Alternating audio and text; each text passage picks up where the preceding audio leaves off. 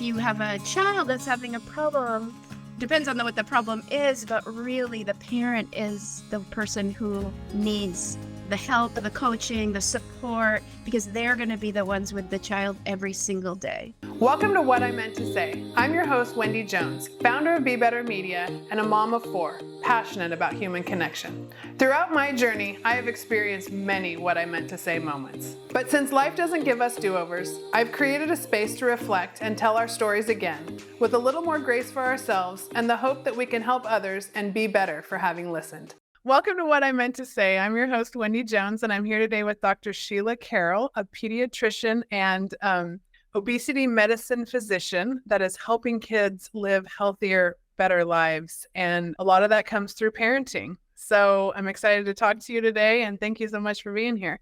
Thanks, Wendy. I'm excited to be here too.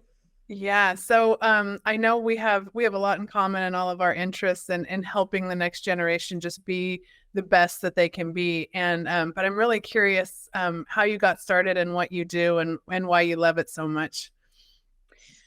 Well, I got started in pediatric medicine. Basically, I became a doctor. I think because my dad is a doctor is one big reason. And I was at a little bit of a crossroads after college because I went to a liberal arts college. I wasn't sure what I was doing. And I played a lot of sports in college. And then my dad was like, you'll love being a doctor. You'll love being close to science. Because I did like science. I really did. But you know what? I saw my dad working like crazy. And I said, well, I want to have a family and I want to have a different kind of life than the life I saw my dad living. And of course, doctors can have, so many different lifestyles. But the reason I became a doctor mainly was with a little nudge from him. And then I became a pediatrician because I love kids and I just feel so compelled to try to help kids thrive, really, and really help kids be themselves, find themselves at a young age, or be allowed to be themselves. And then they'll thrive. They don't have to wait till they're 30, 40 to find out who they really are. If we support them now and support their autonomy and support so many different approaches to helping them, the goal of them finding their authentic selves earlier is so much higher, is so much easier than kind of waiting. And so became a pediatrician, and I did that for 23 years. I just left my clinical practice about a year ago because I got introduced to life coaching a few years ago now, many years ago now, became to help myself. I was suffering a little bit of burnout in medicine, but also I was really struggling with my own weight. I wasn't really having health problems per se, like I didn't get diagnosed with diabetes or anything like that, but I weighed a lot more than I wanted to, and I just didn't feel good. And it makes me laugh that a life coach and not a doctor actually helped me. Change, because what I really needed was the mindset piece. I kind of knew what I should be eating, but I couldn't get myself to eat that. And that's what the coaching did. Figured out the thoughts I was having that created my feelings that were driving my actions. And so when I was able to untangle all that, I was able to lose 45 pounds, which has stayed off easily since that time. And it was just life-changing for me. And meanwhile, I'm going to my day job and I'm seeing a lot of families with a lot of the problems that I was having personally, but a lot of problems that I felt could be solved with this approach of understanding how our thinking is driving, our thinking creates our feelings and our feelings drive our actions. And everything from physical health to mental health. And as a pediatrician, I work people would bring their children to me, but also the parent, usually one parent at least was in the room too. And I just found the biggest bang for the buck was spending time with the parent Yeah. And, if you have a child that's having a problem, depends on what the problem is, but really the parent is the person who needs the help, the coaching, the support, because they're going to be the ones with the child every single day. Yeah. So I left my practice to start working with parents who are really interested in changing their own lifestyle habits to help their kids. Start eating better, eat differently as a family, start moving more, start prioritizing sleep, and really working on emotional skills as a family. That's amazing to come from that medical background. And then I hear all of those building blocks from coaching that I am so wholeheartedly behind. And you don't really know it if you don't grow up in an environment, and maybe past generations, like we didn't have the science behind it. People weren't talking about it as much.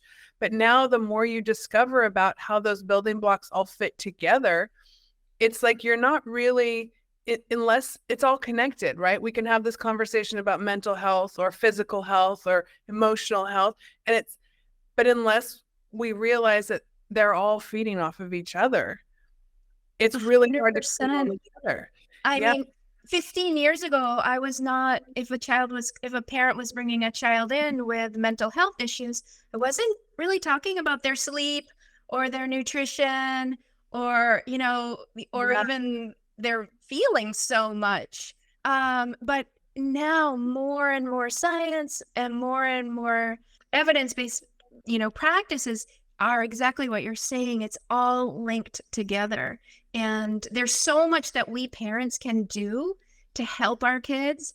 And I use the term like preserve and protect, because our kids are usually born pretty healthy, really healthy. And then we just need, in this current environment that we're living in, which is very tricky, the food environment we're living in, the tech, the screen environment we're living in, the pressure and the stress, it's tricky to preserve and protect their health. But we can do it if we understand really what's going on.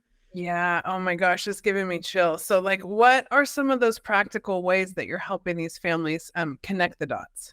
Well, I think one practical thing that this is maybe just how my brain works, but I like to know like what's really going. If someone gives you advice or, oh, do this, as doctors, we're really good at telling them what to do. Yeah. But it helps me personally to know like why I should be doing something or what's really going on, what's underlying this. So I spend time with my clients, like helping them understand our body and our brain as very ancient we are ancient beings, even though it's 2023, but we have evolved very slowly over the millennia. We have not evolved. Our body and our brain has not evolved to handle the food system we're in today. And we are suffering a lot of consequences, whole body inflammation, overweight, all of the metabolic problems that we're having, PCOS, type 2 diabetes, fatty liver disease, there's high blood pressure, there's lots and lots and lots. These are problems, especially in kids, but also in adults. These are problems that have just cropped up for us in the past 20 plus years, really. Even at the beginning of my career, we weren't seeing this. Wow. But it ties back to the food. It ties back to the highly processed food, the convenience food, which, at first seems like a great idea. And, oh, it's so easy. And, us moms, we're so busy, we're working. It seems if you don't really understand how your human body works as a machine, and the food system that we're now in, you have to understand those two things, because it just helps you make healthier choices down the line. If you don't understand, like when I was really struggling with my weight, and I've been a person who's struggled with my weight since I was a kid, since I was 9 or 10 years old myself. And, I just was hungry a lot. And so I would eat, but the food I was choosing to eat, that was creating part of my hunger because of, so there's a lot of, it doesn't have to be complicated science, but understanding, like some of the reward center, the dopamine in our brain, and for parents to understand of course your kid wants to be on the screen. It's actually super fun. It's triggering this dopamine response, which is, giving them this pleasure, which is Yep. also, but it's also a learning pathway. And your Mhm. ancient human, when we were cave people, or, up in coming up since then, when we experienced that kind of dopamine release in our brain, number one, yes, it felt good, but also more importantly, that was a major learning signal to us as humans. We should do that again. That'll help keep us alive. We should do that again. So I think it's helpful as a parent. I have an 11-year-old son. My son Theo, he loves, he would be on the screen a lot if I let him, do whatever he wanted. But it helps me to know, oh, it's normal. There's nothing wrong with him. He's Right. not broken or weird or lazy, or it's the device and what it's doing to his brain. Yeah. And for those of us that struggle with our weight, it's our modern food. It's the highly processed food and what it's doing to our brain, number one, but also to our other hunger hormones and our insulin and, that kind of thing. So, but I like sharing with parents some basic information, because then you kind of know where you're starting from. Yeah. And really being able to connect those dots with, like, some people are stress eaters. Some people don't eat when they're stressed. And unless you're really paying attention to that, and you don't realize that you're, grabbing for something salty when you're stressed. Okay, why am I feeling stressed? And it's always like going back to that root cause, right? And trying to help people figure that out. But when we're moving so fast through life and we're doing 1,000 different things a day, and the news is on and the stuff's coming in 24/7, it is really hard. And one thing I've really learned through my own healing journey is just that concept of being mindful and being able to slow down. And how to help households do that these days this is a really challenging thing, right? Yeah. So Yeah. do you have any thoughts on that mindfulness effort, or how to bring that into 100% what you're saying? And because awareness is the other word that I would use for that. Like, if you're just like, mindlessly snacking, or, you have to get dinner. Oh, but I'm just going to eat this quickly, or I have to do all this extra email or something. Oh, I'm just going to take a drink of this or whatever, if you're not even aware that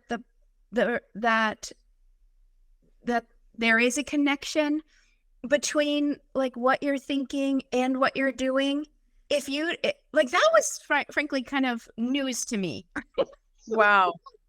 For coaching, that was one of the most, when I really learned that my thoughts create my feelings and my feelings drive my actions, which is like a very old cognitive behavioral therapy kind of, and even older than that, it goes back to the Stoics. I don't know if you know what I'm talking about, but the ancient philosophers, it's funny. I was explaining this to my dad, who's 91. I was a couple of years ago when I first got into coaching, I was so like kind of just blown away by how empowering and how freeing it was. And so he and I were having this conversation, and I explained this to him, and he's like, oh, he goes, I have a book about that. And he went into his library and got out this book, how do you say his name? Epictetus or something like that. And Marcus Aurelius. And he's like, yeah, this guy wrote this whole book. Yeah.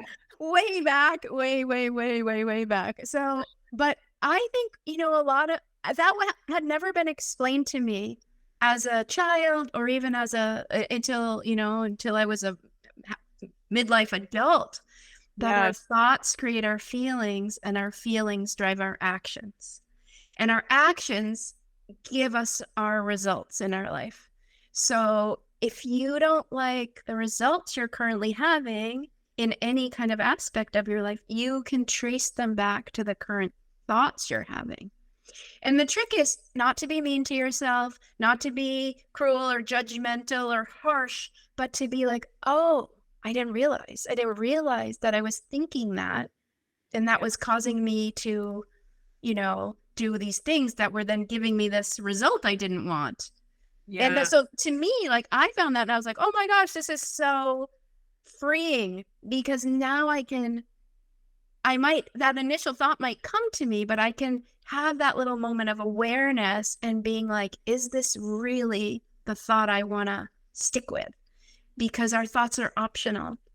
And with that practice and with that awareness, we can really learn to think on purpose. Oh, I love that. I love that. Mm. Yeah, that makes so much sense. And there's something I actually want to grab onto that you said about that critical mindset, or like being hard on Mm. ourselves. And sometimes we're hard on ourselves, but it's also a really tricky space with kids, right? Because we want to let them be who they are and foster an environment where they feel unconditionally loved. But sometimes trying to train their nutrition habits, it can come off critical. Or are there ways that we can help kids not feel like we're criticizing them, but also and guide them toward healthy habits? I think the best way to do that is to focus completely on health and not on weight. And so you don't make, oh, well, we're going to eat this. We're going to have these vegetables because, we want to change to the way we look, or we want to lose weight or something like that. But I think if parents can focus on health, just kind of like we do with cigarettes or alcohol for our kids, if we focus, well, we're going to try to eat whole food, real food, because if you're a mom or if you're a parent and you could just say, like, I didn't know. This is what I used to say to my son. Or, I didn't realize that you needed more protein. So I'm going to be swapping out, the pancakes for breakfast with eggs because it's the best thing for your health, And Yeah. so I think, as a kid, I was told to lose weight. And there's something about that just feels terrible. And especially for kids, like, that's not the message at all, because frankly, really, it's not the weight. Who cares what the number is on the weight is sometimes a marker. It's a marker of habits, really, for kids. But the bigger thing is, like, okay, well, how can we want to talk about health, and how can we help our kids be healthy? And to me, there's nothing shameful. I don't feel ashamed when someone says it's really healthy to drink more water. What do you think about that? Yeah, no, I think it's interesting, because I think in past generations, we grew up a lot with more remarks on how we looked, Mhm. fat or skinny. And now there is more generalized, acceptance around Yes. different looks, Yeah. but really focusing on the way we feel is so much more Yes. empowering. Yeah. Yeah. Yeah. Yeah. Yeah. I agree. There's a concept too that I think gets us as parents with and it gets us in so many areas of our life, but that concept of perfectionism, right? And if you've slipped, then you've lost it all. Or like how to keep a healthy house where sometimes you're still going to have ice cream, or you're going to have some cookies, or Of course. that concept of balance. Like, how do you Yeah. bring that into your client's life? Well, depending on where the parent is, some parents are very black and white and want perfection. And, I just, I'm also with you. I'm like, it's about progress, not perfection. It's absolutely an unsustainable way of living to expect you're never going to, you know, whatever, have another pizza or order takeout or go get an ice, Yeah. Depending on where you are, if you are, for example, if you're a family that's, you might say, eating a lot of all processed foods, Yeah. the data I think suggests like somewhere around 70% of people's food is highly processed food at this point. Yeah, so it's a lot. So if you're a family that, didn't realize and you're eating a lot of highly processed foods, okay, well, maybe start like, okay, well, all right, at the very basic, start for one home cooked meal a week. Okay, see how that goes. And then I love what you're saying, and I say this to my clients too. Try to tie in how you feel after the meal or a few hours later or even the next morning, because this is the skill we really want to be teaching well, ourselves, I had Yeah. to learn it as an adult, but wouldn't it have been great to learn this as a kid? Like, when I eat something, how do I actually feel in my body? And then the skill of learning to eat when you're hungry, when you're truly physically hungry, not like emotionally hungry or, all the other kinds of hunger that are out there.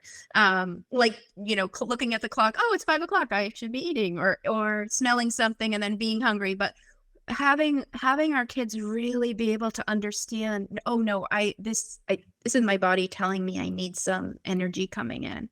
So eat when you're hungry, stop when you've had enough, not overfull, not when your plate is done, but kind of checking in multiple times throughout the meal, like, how am I doing? Have I had enough? And the other thing that what we're trying to go for with families is a sustainable way of eating. If this is not, there's no dieting. This is not a short term, Yeah. 30-day plan, and then we'll go right back to where we are. No, we need to figure out a way of eating that's going to make you guys feel good in your bodies and emotionally and mentally, that also serves your body and works for your body. And it's a little bit of trial and error. So parents have to be willing to try something. And that's where the perfection, you just have to kind of be willing to drop that. And, over time, keep realizing, oh, that's just my perfectionist tendencies coming out. And, and then just keep saying to yourself, oh, that's just a thought I was having and it's not helping me. So I'm going to choose a different thought. Go for 50% or go for 80% or, and parents know their kids best. That's why this is so important. And so when parents have all the skills and the tools to kind of go with the flow at times when their kids need it, or hold a boundary a little bit tighter when their kid has a little bit more room for that, that's where the ease of like living a healthy lifestyle comes in. So true. And I can see in just what you said, that resonates with me so much. I have 4 kids and they're all different, right? So I love, and I love talking about parenting, but I very much I don't know how anyone can ever say they're an expert because every kid is so different, right? Yeah. So it really is about our own level of self-awareness and then our ability to connect with that particular child and make them feel safe and loved and then see what comes from that. But being able to do things together, and the example that we set, which is, hey, sometimes I do have an ice cream, but most of the times my kids are like, well, mommy, it's healthy. I do. And sometimes I have an ice cream, and they know that. And so I've always thought, when you shut things down, it almost makes them bounce back go the other way. Right. So the second they get out of the house, they're like, where's the soda? Right. If they never, I don't drink soda, but as I evolve through life, I just realized that's not something I want to have. Right. But, my 16-year-old will get on his bike and ride down to the store and go buy his Dr. Pepper. And I'm like, okay, well, you had to go out and do that yourself. I'm not buying it, but if he comes up with it, I'm like, oh, all right, whatever. You know. And so, and that's part of his journey. And the whole idea there is, if he's open to it, if he's basically taking his soda and going upstairs, I'm drinking my soda in private, so don't lecture me, but not to lecture him. And that it's probably not even the right time, because if he wants to enjoy his soda, he probably doesn't want to hear how many grams of sugar are actually in his soda. But, my experience has been that kids are super interested in their health. They want to be healthy. And they just don't understand like we do. Frankly, I didn't, the recommendation is to have 25 grams of sugar in a day, a maximum. That's a maximum amount. And literally, if you probably looked at a doctor, well, I know because I looked at a Gatorade, a very small Gatorade had 39 grams of sugar per one little bottle. When I showed that to my son, the other thing parents can do as a visual is 1 teaspoon is 4 grams of sugar. So you would be scooping out on a little plate, table sugar, and be like, this is what you're drinking in this Dr. Pepper, in this Gatorade. Yeah. And you have the choice to drink, you have your own money, you have your own bike, or when your kids are older, you drive. Yeah. It's up to you. these are my concerns. These are my concerns with drinking that much sugar at once. The fructose content goes right to your liver. It's a problem for your liver. There's nothing in nature that has that much, so you can, if the parent knows the education and parents knows the science, a little bit of the science, they can just gently pass that on to their child. And then, it's a work in progress. Yeah, I agree. And I talked to a lot of parents of athletes, and I heard you say that you were an athlete in your younger days. Do you see anything in the trends and the way that the mindset has changed over the years from the times like when you were playing sports to like what you know now and what you would say to parents of athletes out there? I think it's really changed, honestly. There was no discussion of nutrition or fueling your body kind of thing. When I played field hockey and ice hockey growing up, and in high school and in college, and I loved it. And I think today, I know they just had an article in our local paper about a couple of high schoolers. There's a nutrition company that opened up, and a couple of high schoolers, they interviewed them about their sports people and how they went to this place to kind of buff up their nutrition and how it helps their game. But I think for sure it's changed because look at the professional athletes. I mean, when I was growing up, like some of the hockey players were drinking beers in the locker room. This is true. Yeah. And now you have all of these high-powered but hugely like performing athletes very seriously paying attention to their nutrition. Yeah. So I think it's a wonderful time for kids to get a handle on that. Yeah. And it definitely is a time where you can help them as athletes. You can help them realize like they are in tune to their body and they want to perform. So what are all the things that tie into that? And it goes back to those building blocks, right? The sleep, nutrition. Exactly. Yeah. Understanding that at our core, where our body, not really, I guess you could call it a machine, but we need to take care of it for it to really, especially during sports, like optimal performance. And so when kids really start to understand that what they do and the choices they make affect their actual body, it's really powerful for them to step into that. Yeah. What do you do? I have one she's 18 now, and two of them were pretty picky growing up. One of them remains very picky, and it's hard. I've tried to be for a very short time, you're going to eat what's on your plate, and it ruined dinner. And I'd rather sit and talk and have a great conversation than have that crying kid at the table that just won't finish their vegetables. What's your advice to parents that have a really picky kid? Two things. I agree with you. Like, you do not want to make the table. Family dinner is one of the most special. And actually, like, there's so much scientific data that shows that eating as a family, if people want to go to, I think it's called familydinnerproject.org.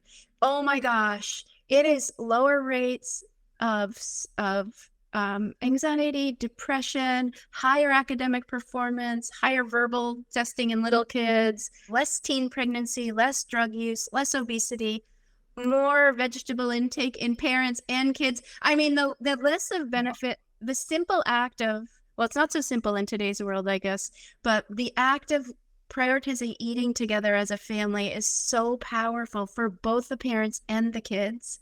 Yeah, it would be a shame to ruin that by pressuring someone to eat something that they really resist. I would offer, this is what I would do. You're making dinner for everybody. You want to include something that child is definitely going to eat. Then I would offer things to the whole table. And if they choose to not do that, then I would let that go, to tell you the truth. If they bump into problems growing, or poor weight gain or vitamin deficiencies, things like that, then you're going to have to take a few more, maybe a few more steps in there. My sister has a son who, it was like that. He really only liked to eat ziti.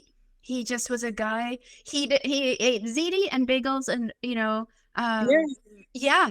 That's But then he's also like almost a state champion wrestler in New York State. So, wow. so he did drink some protein powder stuff when he got older, but he won't eat meat even to this day. He's now 26, 27, and he's still a guy who's like eating plain ziti. It happens. And I feel like that's where my 18-year-old is. And then the other one who's 21 that was picky growing up, it wasn't me that switched him. It was when he had a girlfriend and he was too embarrassed to say he wouldn't eat. And then he came home and I was like, I didn't know you ate that. Well, we figured that one out. And there you go. Took care of that one for us. And your child may expand their palate, Yeah. I don't know if they've ever traveled to Europe, but if they travel to Europe where the food tastes so different there, that might be like, oh, I do actually like tomatoes because they taste completely different than they do here, So don't give up. No, never. And it's not a character flaw. There's not something wrong. That it's just it's sometimes just so hard to explain what's going on. But to me, the biggest just the connection. You want to remain connected to them and accepting of that. And okay, this is where we're at. I've never seen the Family Dinner Table Project, but it resonates so much with what I've always about family dinner, and so that's really cool. I'll have to add that to the show notes because so good. It's so good. Yeah. One of the things that I always love to ask my guests that come on, because I'm really after this generational learning and the way that we pass knowledge down. And I love that your dad was a doctor and helped you become what you are. But when we look back on our lives, we've learned so much. And I just wonder, what is a piece of advice that you would give to your younger self? Oh, I think it's realizing that part of my job as a kid is to find out who I really am. Kind of explore my interests, explore who I am and what matters to me. And I think I didn't do that until I was older in any meaningful, like purposeful way. But I think if, for my son, sometimes I say to him, my job is to help you, Theo, be more you. You're not supposed to be like me. You're not supposed to be like Papa. You're not supposed, your job is to find out who you are and what you want and what you're passionate about and what skills you can bring to the world and how you can help people, And I think if we let our kids, kind of give them some agency, autonomy, support them, they can really kind of step into who they are at an earlier age than I did, at least. Yeah, I would totally agree with you. And I that's very much aligned with kind of when I look at my path. I would agree that I was very much like that. It took me a lot longer to realize, what I was good at and what I was passionate about and those things. And that's part of that dinner table conversation I've always tried to bring out in my kids, because I realized it really is the younger you discover those things, the more confidence you have, the more the path you're going to pursue, paths that are more empowering and fulfilling. But I do think it brings up just one more topic before we go, that a lot of times, how do you help parents separate? You have a vision for your child, right? And what you described is so different. And I think sometimes parents go, oh, my child is this, but like really being able to step back and watch them become versus where's that line in your opinion of like helping them become who they are instead of like saying, defining their path. Does that make sense? Yeah, I hear what you're saying. Yes. And to me, I think we parents should step back and we don't define our child's path. Imagine now, like if your parent did that to you, would you like that? Would you want to I did say that I became a doctor mainly because because my dad was doctor, but he didn't really pressure me, and that wasn't my life goal. I was kind of like, I don't know what to do. I've graduated from college. I'm twiddling my thumbs waitressing, and he's like, just go to medical school. And I was like, okay, fine, I'll try it. And Wow. so That's amazing. he more like guided me than pressured me. Yeah. So I did hear this wonderful analogy. I'm reading this book about middle schoolers because my son just started 6th grade. And it's like finding the magic in middle schools. I think that might be the title of it, but it's super good. And the author he's a middle school educator. So he's a guy who's been around a lot of middle school kids. And he kind of suggests that parents, instead of being the controller of their child, they're more like a companion or a guide. And so protecting them, for major pitfalls and things, but also allowing them some space to find out what they're interested in and what they want to do. And so for parents who feel, I think a lot of what we're talking about too, if parents have a very well-defined, I want my child to be this, or I want some of that I think comes from fear. There is like fear-based parenting. Well, he needs to be successful. He needs to make X amount of money or else he's at risk for, be homeless and living under a bridge. So I think sometimes parents push kids or feel something, and it comes from fear sometimes, I think. Absolutely. And so that's the parents' work. Like, figure out, if you have a very rigid idea or a very defined idea of what you think your child should be or do with their life, you gotta untangle those thoughts and at least get to the bottom of, why do you think you know the best thing for this other little autonomous being he will eventually know the best thing for him, And so parents spending time figuring that out for themselves would be so powerful for both the parent and the child, and really help their connection, I think, too.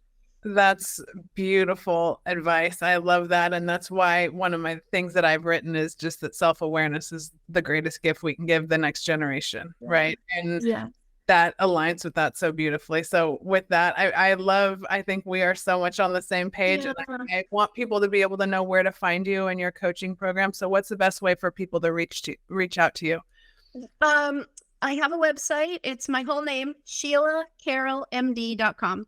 And my email is on that. So if people had questions, and right now I have a coaching program where I'm working one-to-one for 6 months with usually it's a mom, to be quite honest, but it could be a dad, and to help change some lifestyle changes, food, so nutrition, sleep, movement, and the emotional regulation skills that we talked about, to help kids who are either struggling with overweight or just struggling in general. We work on the parent first. So, we change, and it doesn't have to be forever, but it's kind of like, okay, let's see, mom, let's see where you get to, changing how you eat and how you feel. And then when the mom is able to tie in, when she's eating really well, how good she feels. When she's sleeping well, how good she feels. When she's moving, all the things, then you're like, of course I want my child to feel that way.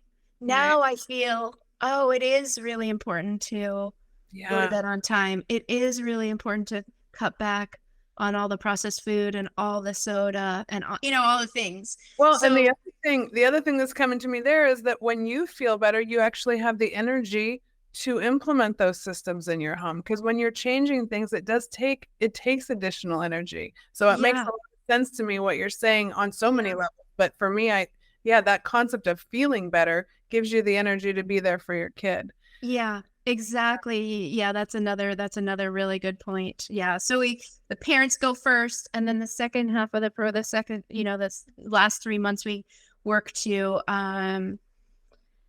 implement the changes at home. And that can be stressful because some kids, are not that happy. Things are, they Right. they don't know how good they could feel, and so, but honestly, it's a long game. It just takes time. And my message to parents is you have so much more power than you realize you have, and your kids are always watching and learning from you. And so, and it can be fun, and it can be, and what a gift to give your children. Like if you can kind of model and be an example of a healthy lifestyle for them, then they don't have to figure that out on their own when they're 30, 40, 20, 30, 40 pounds overweight and have high blood pressure, all these problems that could have been avoided. Yeah. So I think we just really need to realize the food culture and the media culture and the culture we're in. It's not conducive to our health, our ancient bodies and our health, but we can kind of take that back. But the parents have to do that because the kids can't do that for themselves. Right. Yeah. Wow. All of that resonates so much, and I'm so glad we had this conversation. I really think it needs to be out there, and I'd love to continue it. So let's just let's stay in touch, and I will be sending people to your website, and I really think this is necessary work. So thank you so much for being here. Oh, it's my pleasure. Thank you so much for having me on your show. Absolutely. I'm Wendy Jones here with Be Better Media and What I Meant to Say podcast with Dr. Sheila Carroll. And we're here to remind you to just be real, be you, and be better. Thank you for joining us on What I Meant to Say, another production of Inspired Edutainment brought to you by Be Better Media.